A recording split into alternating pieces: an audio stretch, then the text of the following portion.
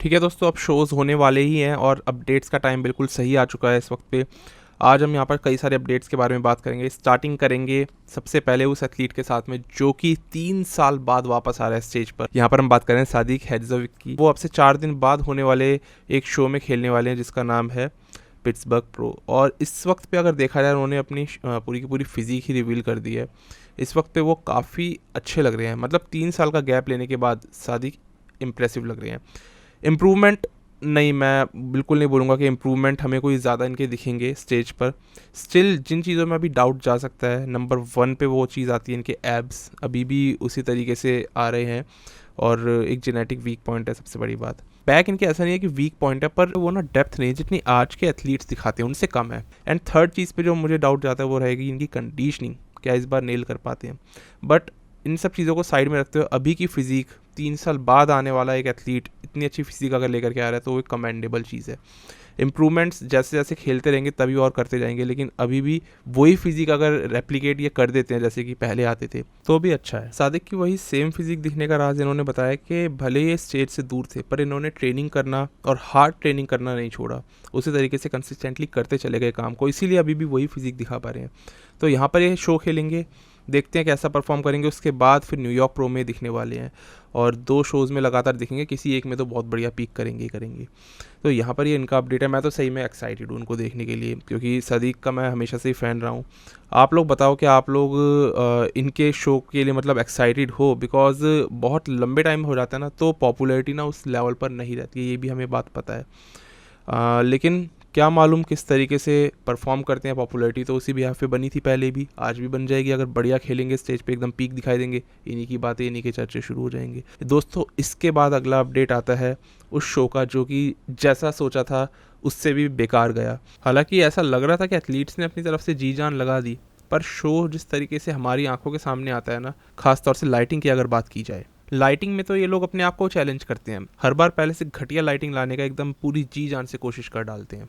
मतलब मेन बात मैं आपको ये बोलना चाहता हूँ कि ना इस शो में एक भी यूनिक सेलिंग पॉइंट नहीं था जिसकी वजह से इस शो को कोई भी देखता। पहली बात तो इतनी बेकार प्रमोशन हुई, किसी को मालूम ही नहीं था।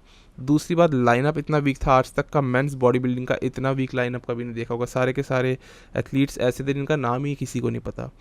फिर शो की लाइटिंग इतनी ख़राब थी कि अगर एथलीट्स जब कंडीशन थे एथलीट्स, पर इनकी कंडीशनिंग ही नज़र नहीं आ रही थी। इसमें कोई एथलीट भी था जिसकी कंट्रोवर्सी अभी हुई थी, जिसको स्टेज पे नहीं चढ़ने दिया। कंट्रोवर्सी क्या होती है, वो एथलीट खुद ही लेट आया और कोई मिसकम्युनिकेशन उसका हुआ प्रमोटर के साथ में। तो इनके साथ ये हुआ, जब प्री जजिंग चल रही थी तो एथलीट स्टेज पे चढ़ता है, ये होटल चलेगा। इनको लगा कि वापस जाना है मेरे को और बाद में थोड़ी देर बाद लौट करके आना है। तो 45 मिनट जब ये चले गए ड्राइव करके अपने होटल तक, तब इनको पता लगा शो तो ख़त्म होने को है, और फिर वापस आए तब तक सब कुछ ख़त्म हो चुका था। तो एक मिसकम्युनिकेशन हो गया इनका वहाँ के प्रमोटर्स के साथ में, समझ में नहीं आ रहा होगा लैंग्वेज बैरियर के कारण। तो इस तरीके से वैसे बहुत ही रेयर होता है, पर इसमें अब क्या ही बोल सकते हैं, किसी का फॉल्ट नहीं है। इस एथलीट का ये कहना है कि काफ़ी अच्छे शेप में थे। और सबसे अच्छी बात मुझे लगी है, इन्होंने वो चीज़ करी जिसके ऊपर मैंने अभी रिसेंटली एक शॉर्ट वीडियो बनाया था, जिसमें मैंने बताया था ये जो लेग्स को इस तरीके से टाइट करते हैं, फ्लेक्सर्स को टाइट करने वाली टेक्निक आज कहीं खो गई है, पहले के एथलीट्स करते थे। इन्होंने आते ही स्टेज पर ये वाली चीज़ करी, सेम वही फ्लेक्स व्हीलर वाली और केविन लेब्रोनी वाली इन्होंने टेक्निक अपनाई, अपने लेग्स को टाइट करा है, फ्लेक्सर्स दिखाए। और कंडीशनिंग भी अच्छी थी, इनकी बैक के अंदर क्रिसमस ट्री दिख रहा था। तो ये चीज़ इन्होंने दिखाई। और यहाँ पर इन्होंने सिर्फ ये फाइनल्स में पोजिंग करी, लेकिन इनकी कोई भी प्लेसिंग काउंट नहीं हुई है और ये डिस्क्वालीफाइड ही माने गए हैं, क्योंकि स्कोर कार्ड में भी इनके कोई पॉइंट्स दिखा नहीं रहे हैं। तो ये बहुत बुरा हुआ। एक एथलीट, मतलब समझ के जाओ सर्कमस्टेंसेस कभी कभी कैसे हो जाते हैं। आपने सब कुछ किया, आपकी कोई गलती नहीं है, आप बिल्कुल रेडी थे शो पे खेलने के लिए, कोई प्रॉब्लम भी नहीं है आपके साथ में, हेल्थ इश्यूज़ भी नहीं आ रहे हैं। अक्सर तो एथलीट्स इसी वजह से डिस्क्वालीफाई होते हैं। यहाँ पर प्रॉब्लम हुई कम्युनिकेशन बैरियर की, और इस तरीके से पूरी एक प्रेप वेस्ट चली गई। कंडीशनिंग मैंने देखी तो अच्छी थी, इनकी फ़ोटोज़ में इन्होंने कुछ कुछ जगह शेयर करी है इंस्टाग्राम में, अपने फ़ोटोज़ में, वीडियोज़ में, तो कंडीशनिंग अच्छी थी। और यही बात ये कह भी रहे थे, वो तो पता ही लग गया जैसे इन्होंने बैक स्क्वीज़ करी ना, फाइबर्स दिख गए तो कंडीशनिंग का वहीं पता लग गया। इनको देख के ऐसा लग रहा है कि 90s की तरह से बॉडी बिल्डिंग को अप्रोच करना चाहते हैं, उसी लेवल की कंडीशनिंग और उसी तरीके की पोजिंग, ऐसा उन्होंने अपने इंस्टाग्राम में भी बोला है। तो उम्मीद करते हैं इसी तरीके से अब एथलीट्स ऐसा सोचें। तो इनका नाम था दोस्तों ये सिबुसिसो कोटेलो, आप देख लेना कैसे आपको प्रोनाउंस करना है, साउथ अफ्रीकन बॉडी बिल्डर है ये। दोस्तों अब इसके बाद बात करते हैं अगले अपडेट की। जस्टिन रॉड्रिग्यूज अभी इंडी प्रो होने में 11 दिन बचे हैं और इन्होंने अपना फिजिक अपडेट शेयर किया, जिसमें कि अगेन ये आपको फिर से ज़्यादा इंप्रेसिव नहीं दिखेंगे। कभी भी इंस्टाग्राम अपडेट्स में ये एथलीट अगर इंप्रेसिव दिख जाए तो बात ही अलग है। स्टेज पर लेकिन ये किंग हैं, स्टेज पर दूसरे एथलीट्स को बहुत अच्छी चुनौती देते हैं। इस वक्त पे इनकी फिजिक ऐसी है और 276.7 पाउंड्स पे थे ये आज से 5 दिन पहले। अभी डेफिनेटली वजन और कम ही हुआ होगा। जस्टिन के शो में जीतने के काफ़ी ज़्यादा चांसेस बन रहे हैं, क्योंकि इनके खिलाफ जो 2 कॉम्पिटिटर अभी हमें पता है खड़े होंगे, वो है ब्लेसिंग और सेकेंड है चार्ल्स ग्रिफिन। तो इन दोनों में से कोई भी इतना खतरनाक नहीं है कि इनको चुनौती दे पाए। अगर यही सब होने वाला है ना, यही तीनों आने वाले, तो जस्टिन कंफर्म है इसमें विनर बनेंगे ही बनेंगे, ओलंपिया क्वालिफिकेशन लेकर ही जाएंगे। अब यहाँ पर दोस्तों जब दूसरे एथलीट्स हैं तो इनकी भी बात कर लीजिए। यहाँ पर खास तौर से ब्लेसिंग, एक बहुत ही फेमस सोशल मीडिया स्टार, लेकिन अभी इन्होंने हाल ही में अपडेट डाला था जो, और काफ़ी फेमस हुई थी इनकी वाली फ़ोटो बैक डबल बाइसेप की, जिसमें कि काफ़ी इंप्रेसिव लग रहे हैं। डिनाई नहीं किया जा सकता कि मेहनत नहीं कर रहे, इस चीज़ में दिखता है। और ये एटलीस्ट इंस्टा अपडेट्स में तो अच्छे दिखते हैं। स्टेज पर बहुत ही फ्लैट इनके लेग्स दिखते हैं, बहुत ही फ्लैट इनकी बॉडी दिखती है। अभी वो पीक करने का इनको पर्टिकुलर फॉर्मूला नहीं आ पाया इनके साथ में। जैसे जैसे सीखेंगे तो और बेहतर लगेंगे। तो फिलहाल रीसेंट अपडेट तो इनका यही था, और सिर्फ ये बैक शॉट्स दिखा रहे हैं पर्टिकुलरली। अगर आगे से दिखा देते ना अपने क्वाड्स को फ्रंट से, तो और ज़्यादा क्लियर हमें तस्वीर मिलती कि कैसे स्टेज पे दिखने वाले हैं, क्योंकि फिर से लग रहा है कि वहीं पर ही वीक होंगे, तो वहीं पर ही ये डिफीट खा सकते हैं। तो ब्लेसिंग और चार्ल्स में हो सकता है कंपैरिजन अच्छा खासा रहे। इस वक्त चार्ल्स ग्रिफिन की अगर हम अपडेट देखें तो वो बहुत ड्राई दिख रहे हैं, खासतौर से जो साइड चेस्ट इन्होंने शॉट डाला है, और इसी के साथ साथ एक अच्छी फुलनेस दिखा रहे हैं। ये ना थोड़े इंस्टा पिक में अच्छे हैं, मतलब दिखाते ऐसे हैं कि ना इंप्रेसिव लगते हैं। इनको एंगल्स से शॉट लेने आते, जैसे ये इन्होंने 24 अप्रैल को डाला था साइड चेस्ट शॉट, कितना बड़ा साइज़ लग रहा है। सारा का सारा फ़ोटो का कमाल है, जिस एंगल से वो खींची है इन्होंने, तो इस चीज़ में ये प्रो हैं। और इसके अंदर में प्रॉब्लम पता है इनके साथ कहाँ आएगी, इनके लेग्स में, क्योंकि इनका एक लेग ना बहुत स्मॉल है, तो ये डिफरेंस स्टेज पे भी आपको दिखेगा ही दिखेगा।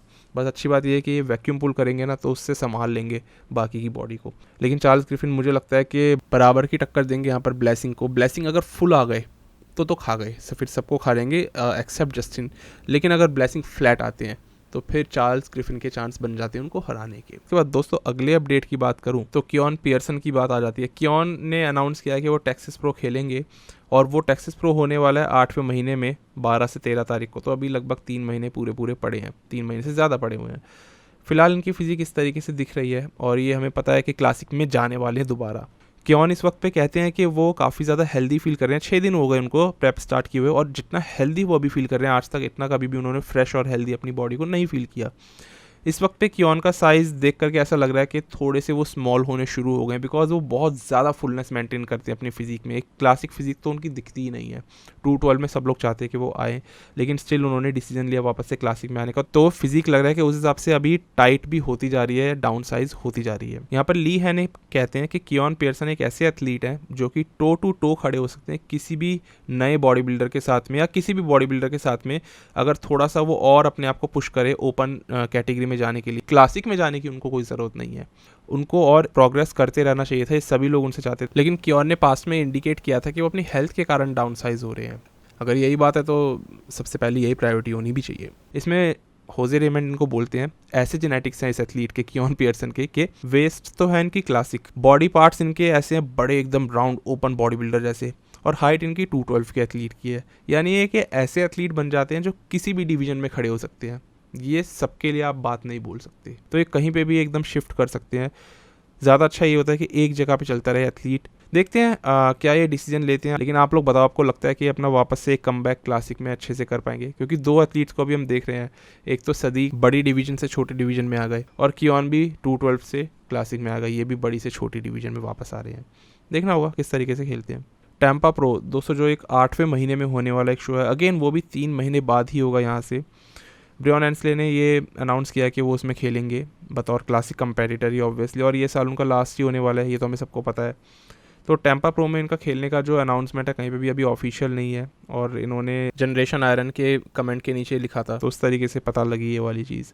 अभी ये एक और शो खेल इसलिए रहे हैं ताकि थोड़ा प्रूफ खुद को कर सके कि इनको जो एक जीत नहीं मिल पा रही ना, मतलब आप ये समझ के देखो, ओलंपिया में नहीं मिल पा रही थी, समझ में आता है, आर्नोल्ड में भी हार गए, तो कोई प्रो शो इतना बड़ा एथलीट नहीं जीत पा रहा है, दूसरे एथलीट से हार रहा है। आई थिंक वो चीज़ है जो कि ब्रियन को यहाँ पर पुश कर रही है, क्योंकि क्या है, इनके पास में एक मोटिवेशन हमेशा ये रहती है कि ये ना बेहतर हो रहे हैं, इनको ऐसा लग रहा है, और ये कर लेंगे उस डिवीजन में कुछ ना कुछ अच्छा, ये इन्होंने बिल्कुल ठान के रखा हुआ था। अब ओलंपिया तो ये जीत नहीं पा रहे, और ये आर्नोल्ड भी हार रहे हैं, तो अभी इनको एक शो जीतने की शायद इसीलिए ज़रूरत हो एक मेंटली, ताकि ये प्रिपेयर खुद को कर सके, क्योंकि इसके अलावा और कोई रीज़न नहीं है। ये क्वालिफाइड है ओलंपिया में जाने के लिए, इनको कोई ज़रूरत नहीं है खेलने की। पर टैम्पा एक ऐसा शो ज़रूर होना चाहिए जिसमें कि ब्रियन को आसानी से जीत मिल जाए, क्योंकि अगर कोई और उसमें एथलीट हुआ ना, अर्स और या फिर कोई दूसरा एथलीट था, हो सकता तब भी वो वहाँ पर टाइटल अपना हार जाए, क्योंकि आर्नोल्ड में सबसे हार गए थे। तो टैम्पा में ये ज़रूर एक्सपेक्ट हम करेंगे कि ब्रियन एंसले शो को जीत जाए। प्रॉब्लम ये आती है कि एंसले अब आगे अपना करियर रखना किस तरह चाहते हैं, क्योंकि इसको जीतने के बाद वो तो हम चलो मान लेंगे और इसको जीत जाएंगे,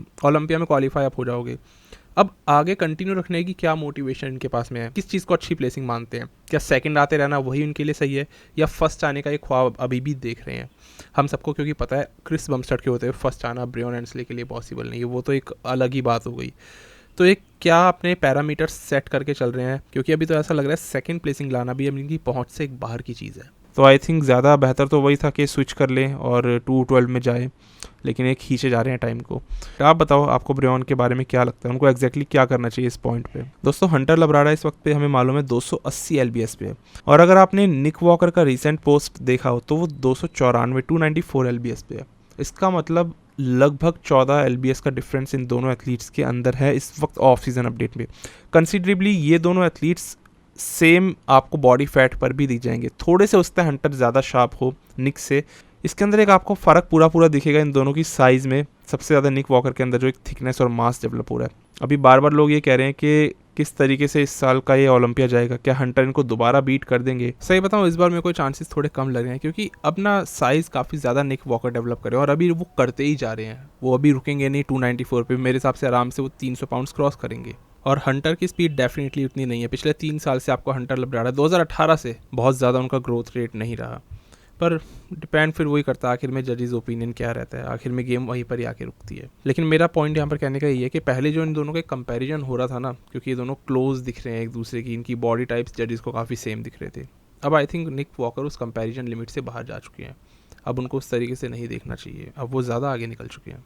ओलंपिया में देखते हैं इस बार ये लोग क्या करेंगे। फिलहाल ये इन दोनों के बीच का एक अच्छा खासा 14 पाउंड्स का जो डिफरेंस था वो मैं आपको यहाँ पर बताना चाहता था, जो कि यहाँ से और बढ़ता हुआ भी नजर आएगा। दोस्तों, इसके बाद अगले अपडेट की बात करूँ तो वो आता है हमारे प्यारे चिचा का, डेक्स्टर जैक्सन, जिनको कि बहुत लंबे टाइम से कोई उनकी बात नहीं कर रहा, क्योंकि अब वो स्टेज से दूर हो चुके हैं। हाल ही में हमने देखा उनको बाइसेप कर्ल्स करते हुए, और उनके बाइसेप्स सही में इतने बड़े लग रहे थे जैसे कि वो कंपटीशन टाइम पे उतने बड़े दिखते थे, ऑलमोस्ट उसके करीब उनका साइज़ दिख रहा था।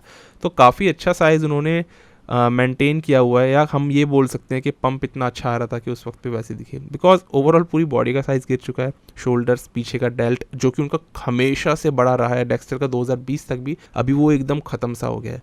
लेकिन चेस्ट वगैरह सब चीज़ें चली गई, लेकिन स्टिल आर्म्स का साइज़ वैसा ही लग रहा है। इसको वैसे हम एक जेनेटिक एडवांटेज भी मानेंगे, उनके बाइसेप्स ना हमेशा से काफ़ी डोमिनेटिंग रही भी है। जब उनमें बिल्कुल साइज़ नहीं था ना 99 में, तब भी उनके बाइसेप्स सबसे बड़े आते थे अपने साइज़ के और अपनी बॉडी रेशियो के हिसाब से। और इतने ज़्यादा लीन है ना डेक्स्टर का जो गट था, अभी वो चीज़ चली गई है, और फिजिक इतनी लीन, इतनी शार्प और इस तरीके से दिख रही है कि ना बहुत ही फिट है। सब लोग अभी बोल रहे हैं कि उनको वापस आ जाना चाहिए।